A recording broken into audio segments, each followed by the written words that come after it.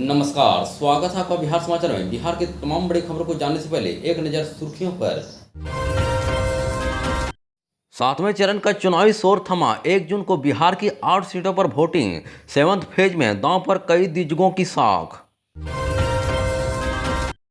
काराकाट में वोटिंग से पहले पावर स्टार का भारी विरोध। ग्रामीणों ने पवन सिंह मुर्दाबाद की लगाई नारे। वोटर्स बोले नचनिया बजनिया के वोट ना दियाई। और मोदी 400 तो नहीं लेकिन ईडी अलायंस करेगी 300 पार। बोली राबड़ी देवी, हम किसी से डरने वाले नहीं। अब नहीं चलेगी मेडिकल कॉलेज में मनमानी। अनिवार्य होगी टीचर की 75% उपस्थिति, वरना कटेगी सैलरी। अगर आप चैनल में नए हैं तो आपसे छोटी सी अनुरोध है कि चैनल को सब्सक्राइब जरूर कर दें। अब चलिए बढ़ते बिहार की तमाम बड़ी खबरों की ओर विस्तार से। इस वक्त की बड़ी खबर है कि लोकसभा चुनाव के 7वें और आखिरी चरण का चुनाव गुरुवार की शाम थम गया। वहीं 7वें चरण में बिहार की 8 सीटों पर आगामी 1 जून को वोटिंग होनी है। सभी सीटों पर अपनी जीत को सुनिश्चित करने के लिए एनडीए और ईडी गठबंधन के अलावा निर्दलीय भी ताल ठोक रहे हैं। वहीं चुनाव प्रचार समाप्त होने के बाद अब सभी उम्मीदवार सघन जनसंपर्क अभियान में जुट गए हैं। दरअसल 7वें चरण में बिहार की 8 सीटों नालंदा, पटना साहिब, पाटलिपुत्र, आरा, बक्सर, सासाराम, काराकाट और जहानाबाद में कई दिग्गजों की साख दांव पर है। वहीं नालंदा से जेडीयू के मौजूदा सांसद कौशलेंद्र कुमार, पटना साहिब सीट से बीजेपी के मौजूदा सांसद रविशंकर प्रसाद और पटना की दूसरी सीट पाटलिपुत्र से बीजेपी के सांसद रामकृपाल यादव और आरा संसदीय सीट से बीजेपी सांसद आरके सिंह, काराकाट सीट पर एनडीए के साझा उम्मीदवार कुपेंद्र कुशवाहा की प्रतिष्ठा दांव पर लगी हुई है।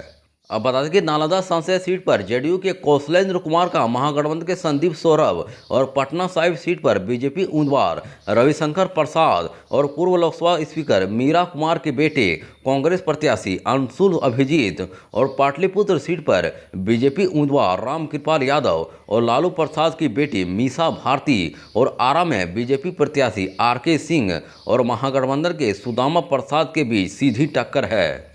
वहीं बक्सर संसदीय सीट पर एनडीए के मिथिलेश तिवारी और आरजेडी के सुधाकर सिंह और सासाराम सीट पर एनडीए के शिवेश राम और महागठबंधन के मनोज कुमार भारती के बीच सीधा मुकाबला है, जबकि काराकाट सीट पर मुकाबला त्रिकोणीय है।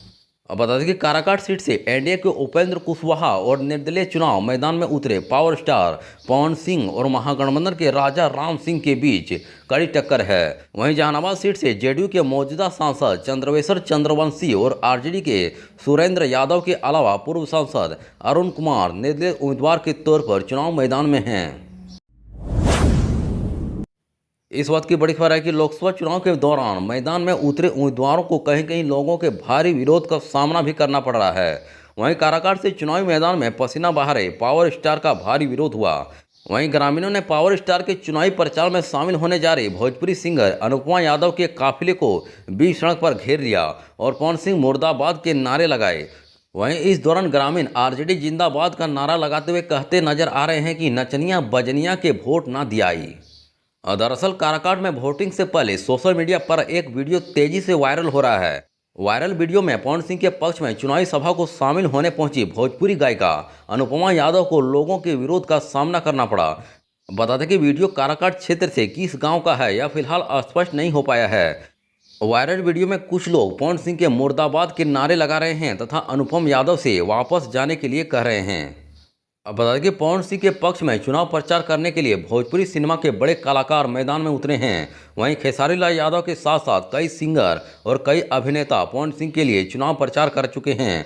वहीं पवन सिंह ने चुनाव को जीतने के लिए अपनी पूरी ताकत लगा दी है।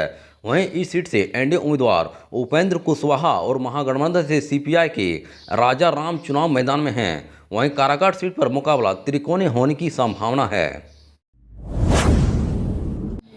इस वक्त की बड़ी खबर है कि बिहार में 7वें चरण के लोकसभा चुनाव के लिए आज प्रचार प्रसार खत्म हो चुका है। वहीं ऐसे में बिहार के पूर्व मुख्यमंत्री राबड़ी देवी भी अपनी बेटी मीसा भारती के लिए चुनाव प्रचार में डटी हुई हैं।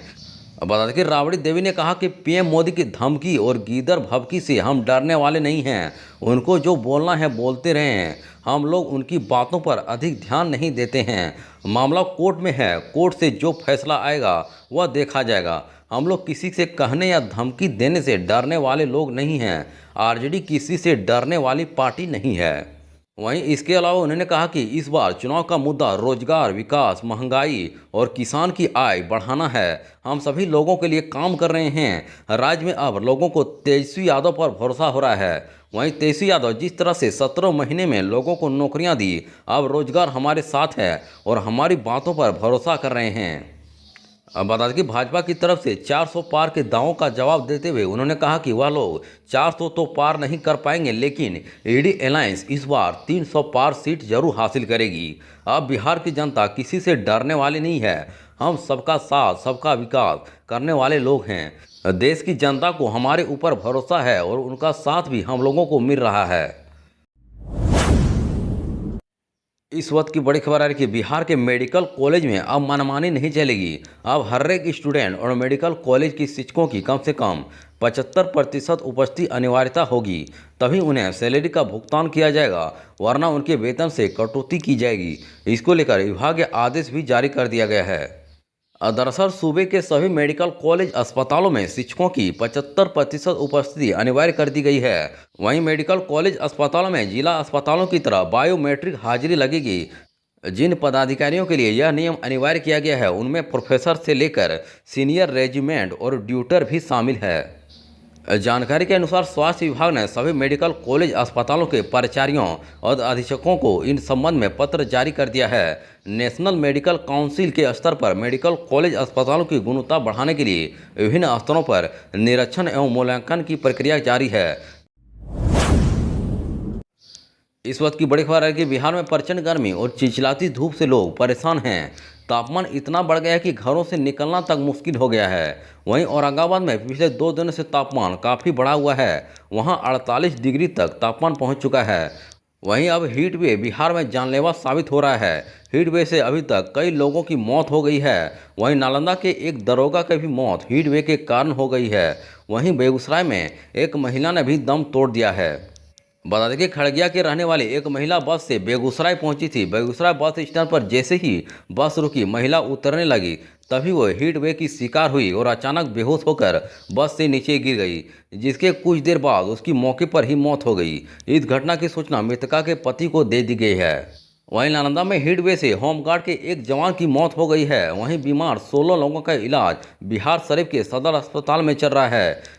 अब बता दें कि मृतक की पहचान होमगार्ड का जवान रमेश प्रसाद के रूप में हुई है, जो सिवान जिला के रहने वाले थे। बिहार शरीफ इलेक्शन ड्यूटी में आए हुए थे कि अचानक हीट वेव के शिकार हो गए। गुरुवार को तबीयत बिगड़ने के बाद उनकी मौत हो गई। इस वक्त की बड़ी खबर है कि आसनसोल लोकसभा सीट से टीएमसी प्रत्याशी शत्रुघ्न सिन्हा चुनाव प्रचार करने के बाद पटना पहुंचे, जहां मीडिया ने उनसे कहा कि बीजेपी 400 पार का नारा लगा रही है, इस पर क्या कहेंगे। वहीं मीडिया के सवाल का जवाब देते हुए बिहारी बाबू ने कहा कि आखिरी मौका है, जितना नारा लगाना हो लगाए, वे 400 लगाए या 600 लगाए। वहीं अब ये सब बात करने का कोई फायदा नहीं है।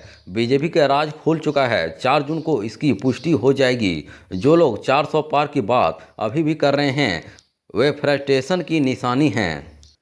वहीं शत्रुघ्न सिन्हा ने पीएम मोदी पर कहा कि कुछ भी कर ले, मैंने प्रधानमंत्री नरेंद्र मोदी बड़ी देर कर दी मेहरबान आते आते। 10 साल में अधिक कुछ किया होता तो इतने सारे हथकड़े अपनाने की जरूरत नहीं पड़ती। वहीं अपनी विश्वसनीयता मोदी जी और एनडीए खो चुकी है। बता दें कि उनकी कथनी और करनी में अंतर देखने को मिल रहा है। इसका खामियाजा उनको ही भुगतना पड़ेगा। वहीं तेजस्वी के बारे में शत्रुघ्न सिन्हा ने कहा कि लोगों को उनसे बहुत उम्मीदें हैं। तेजस्वी यादव बहुत अच्छा कर रहा है, जो काम किया उसका अच्छा परिणाम मिलेगा। युवाओं को तेजस्वी पर बहुत भरोसा है। तेजस्वी बहुत अच्छा परिणाम हासिल करेंगे। चुनाव प्रचार की शाम खत्म हो चुकी, सबकी हमारी शुभकामनाएं। इस वक्त की बड़ी खबर है कि 7वें और आखिरी चरण का चुनाव प्रचार थमने के बाद लोजपा के चीफ चिराग पासवान ने बड़ा दावा कर दिया है। वहीं चिराग ने कहा कि बिहार की जनता को प्रधानमंत्री मोदी और नीतीश कुमार की डबल इंजन सरकार पर पूरा भरोसा है और इस चुनाव में बिहार के सभी 40 सीटों पर एनडीए की जीत होने जा रही है। वहीं चिराग ने कहा कि बिहार की जनता देश के प्रधानमंत्री नरेंद्र मोदी और डबल इंजन की सरकार पर भरोसा करती है। यही मुख्य वजह है कि हम लोगों के जीत के विश्वास को यह मजबूत करता है कि 4 जून को जब चुनाव के नतीजे आएंगे तो बिहार की सभी 40 सीटों पर हम लोग ही जीतेंगे। जो लोग कहते हैं कि इस बार कोई लहर नहीं है, लेकिन ऐसा नहीं है। साल 2019 के लोकसभा चुनाव में भी इसी तरह के दावे किए जा रहे थे और कहा जाता है कि ब्लोवर की हवा चल रही है। लेकिन वर्ष 2014 से भी बेहतर परिणाम सामने आए। इस चुनाव में भी वही होने जा रहा है।